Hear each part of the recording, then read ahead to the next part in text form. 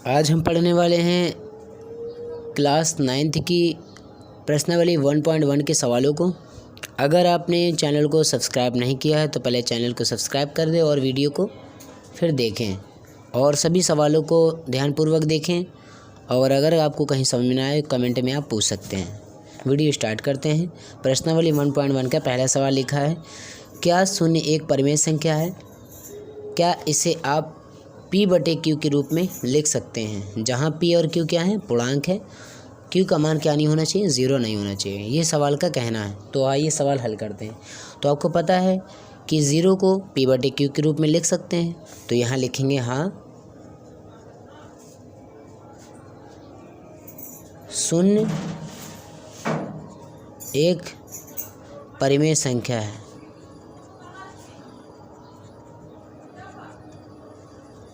परिमेय संख्या है क्योंकि इसे P/Q के रूप में लिख सकते हैं। ठीक, लिख सकते हैं। कैसे लिख सकते हैं? क्योंकि आपको पता है 0 बराबर 0 का भाग अगर 1 में देंगे कितना प्राप्त होगा? 0। उसी प्रकार 0 का भाग 2 में देंगे तो कितना प्राप्त होगा? 0। उसी प्रकार 0 का भाग 3 में देंगे तो भी 0 प्राप्त होगा। यानी हम क्या कह सकते हैं? 0/n, यानी n के स्थान पे 1 2 3 डॉट डॉट रख देंगे तो हमें क्या प्राप्त होगा? 0 प्राप्त हो गया। अब आपको बताना है कि जहाँ n क्या है, n क्या है? n पूर्णांक संख्या है। क्या है? पूर्णांक संख्या है। ठीक है, ये आपका सवाल हल हो गया। दूसरा सवाल देखिए, कह रहा है 3 और 4 के बीच 6 परिमेय संख्या ज्ञात कीजिए। यानी आपको 3 और 4 के बीच कितनी निकालना है? 6 निकालना। तो सबसे पहले हम क्या करेंगे, किसी भी परिमेय संख्या को निकालने से पहले एक अधिक की संख्या जोड़ देते हैं। तो आपको 6 में कितना जोड़ देना है? 1 जोड़ देना है। तो 6 और 1 कितना हो गया? 7 हो गया। अब आप अपने सवालों को उतार लीजिए। ये 3 जो लिखा है इसी प्रकार लिख दीजिए और इसमें अंश और हर में 7 का गुणा करा दीजिए और नीचे संख्या सेम वैसी उतार दीजिए। 7 या 21 हो गया और 7 × 9 7 हो गया। इसी प्रकार दूसरी वाली संख्या को भी लिखेंगे, उसमें भी अंश और हर में क्या कर देंगे? 7 का गुणा करा देंगे। 7 × 4 = 28 हो गया और 7 × 9 7 हो गया। अब आपको क्या करना है? 21/7 से 28/60 तक संख्याओं को लिख लेना है। तो क्या करेंगे? संख्याएं लिखेंगे। संख्याएं कैसे लिखेंगे? लिखेंगे 21/7, 21 के बाद 22 आता है, 22 के बाद 23 आता है, 23 के बाद 24 आता है, फिर 25 आता है, फिर 26 आता है, फिर 27 आता है और लास्ट में आपके सामने लिखा ही है 28/7। सबके नीचे यानी हर में 7 लिख देते हैं। यही इस सवाल का क्या है? उत्तर है। ठीक है, अगला सवाल देखिए। तीसरा सवाल आपके सामने लिखा है, कह रहा है 3/5 और 4/5 के बीच कितने निकालना है? 5 परिमेय संख्या निकालना है। सबसे पहले आप उनको लिख दीजिए, 3/5 और क्या लिखा है? 4/5। ठीक है, आपको पता है कि दोनों के हर कैसे एक समान है, यानी एलसीएम इनका कितना होगा? 5 होगा। तो आप सबसे पहले क्या करेंगे? दोनों में 10 का गुणा करा देंगे अंश और हर में, और गुणा कराने के बाद आपको पता है 10 का गुणा 30 में होगा, 3 में होगा तो 30 आया, और 10 का गुणा 5 में होगा तो 50 आया। इसी प्रकार यहाँ आएगा 40/50। ठीक है, 40/50। अब आपको क्या करना है? 30 से 40 तक सेम वैसी संख्या उतार देनी है। 30 के बाद क्या आएगा? 31, 32, 33। इसी तरह आपको क्या करना है? डॉट डॉट करके 40/50, 30/50। यही इस सवाल का क्या है? उत्तर है। बात समझ में आ रही है? अगला प्रश्न देखिए। चौथा सवाल कह रहा है नीचे दिए गए कथन सत्य हैं या असत्य हैं? कारण के द्वारा स्पष्ट कीजिए। इसको जानने से पहले, इस सवाल को हल करने से पहले आपको एक बात जान लेनी है कि परिमेय संख्या क्या होती है। आपको पता है परिमेय संख्या वो होती हैं जिन्हें P/Q के रूप में हम लिख सकते हैं। बात समझ में आ रही है? उसके बाद आपको पता होने प्रकट संख्या क्या होंगी।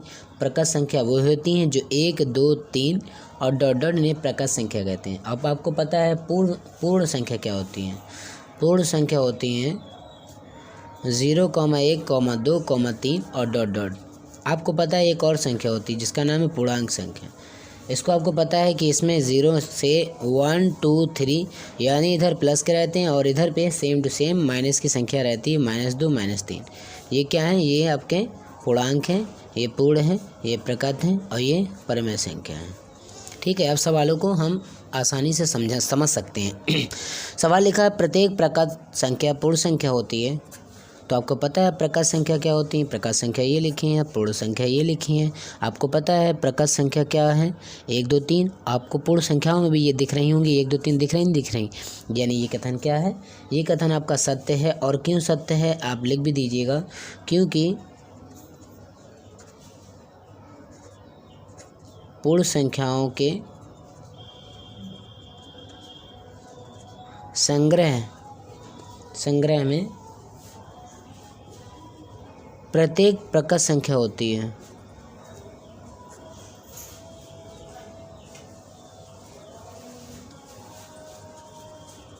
इसलिए ये कथन सत्य है। अगला प्रश्न कह रहा है दूसरा नंबर, प्रत्येक पूर्ण एक पूर्ण संख्या होती है। यानी प्रत्येक पूर्णांक पूछ रहा है, क्या पूर्ण संख्या होगी?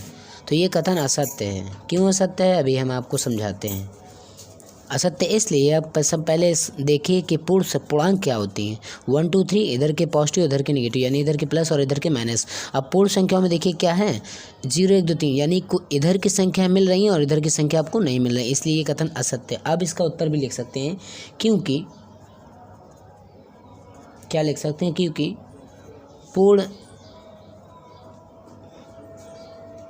संख्याओं के संग्रह में ऋणात्मक संख्या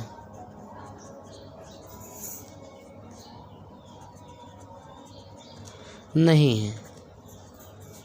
यानी धनात्मक तो होती है परंतु ऋणात्मक नहीं होती। अगला जो आपका नंबर है तीसरा, वो बहुत ही अच्छा सवाल है। कह रहा है कि बताइए कि प्रत्येक परमेय संख्या एक पूर्ण संख्या होती है। यानी परमेय संख्या पता है आपको P/Q के रूप में लिख सकते हैं, और आपको ये भी जानकारी देनी है P/Q के रूप में लिख सकते हैं, लेकिन ये बताना है क्या ये कथन सत्य है या असत्य। तो आप इसको भी लिख दीजिएगा। क्या लिख दीजिएगा?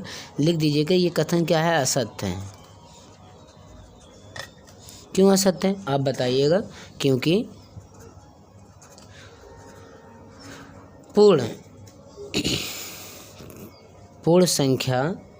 संख्याएं परमेय संख्या का एक भाग हैं।